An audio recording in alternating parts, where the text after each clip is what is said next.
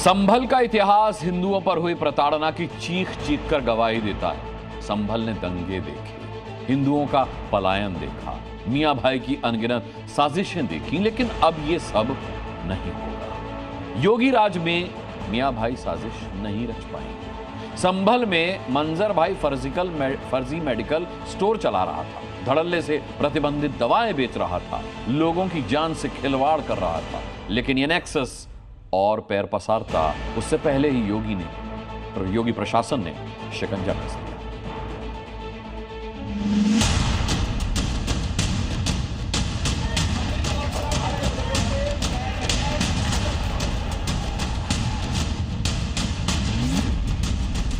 संभल में मियां भाई की एक और साजिश बेनकाब।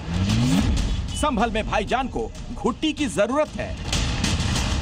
दवाइयां मिली, उनका पेपर उनके पास नहीं था, तो जो ड्रग इंस्पेक्टर आए हुए हैं उनके द्वारा उनको नोटिस दी गई है। संभल में मियां जी जहर बांट रहे हैं। यूपी के संभल में सिटी मजिस्ट्रेट की अगुवाई में जो ड्रग कंट्रोलर और बाकी लोगों की टीम ने ऐसी दवाई विक्रेताओं पर कार्रवाई की है जिनके पास वैलिड लाइसेंस नहीं थे या फिर वो अवैध रूप से चला रहे थे।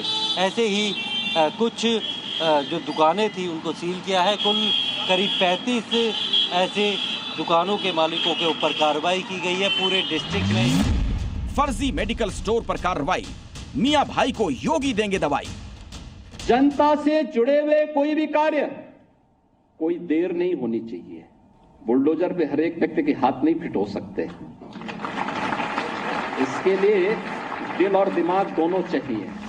जिस संभल ने बीते 50 सालों में दंगे झेले, अब वहां के बाशिंदों को मंजर भाई प्रतिबंधित दवाएं खिला रहे थे, बिना लाइसेंस के मेडिकल स्टोर चला रहे थे, लोगों की जान ताक पर रखकर अपनी जेब भर रहे थे।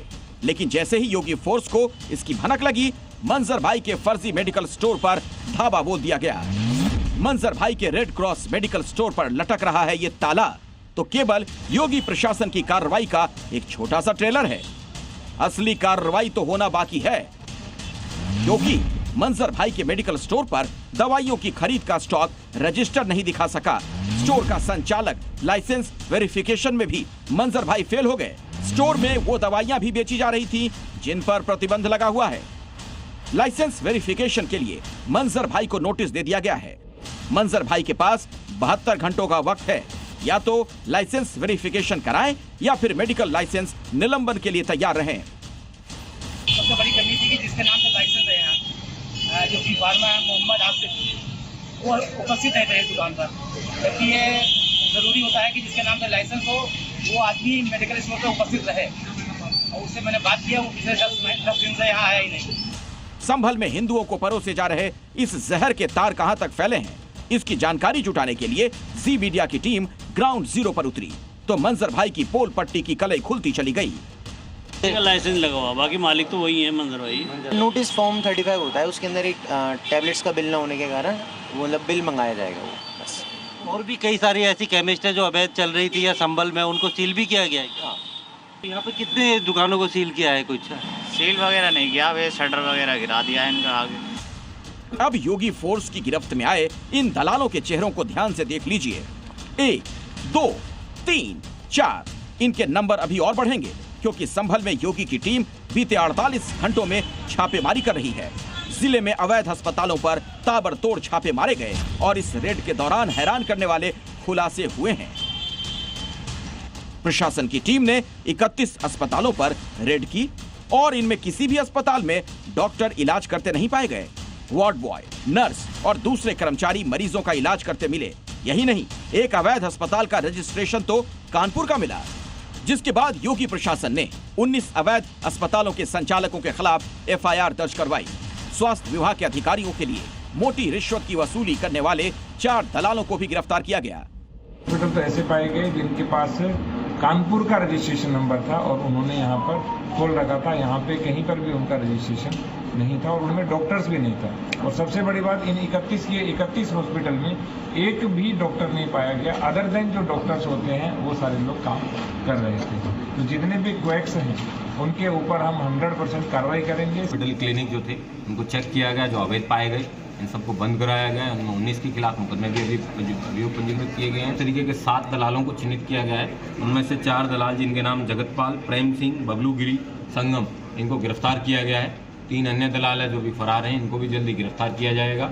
इनके द्वारा 1 से 5 लाख रुपए तक के लिए जाते थे इस बात अस्पताल चलाने की। ये बात प्रकाश में आई है। ये फाइनेंशियल ट्रेल कहाँ तक जाती है इसकी पूरी जांच की जाएगी और ये जो दलालों का ग्रुप है इन सबके ऊपर गैंगस्टर लगाया जाएगा और इनकी संपत्तियां हैं वो भी जब्त की जाएगी। योगी राज में संभल बदल रहा है। सत्यव्रत चौकी से लेकर एटीएस यूनिट की स्थापना और अब अवैध अस्पतालों और फर्जी मेडिकल स्टोरों पर योगी प्रशासन ने नकेल कसनी शुरू कर दी है। शुरुआत मंजर भाई के फर्जी मेडिकल स्टोर से हो चुकी है। Sunil Singh, bureau report, Zee media. He is a ground-breaking anchor, journalist और जी न्यूज के एडिटर। जोरदार तालियां फॉर मिस्टर राहुल सिन्हा।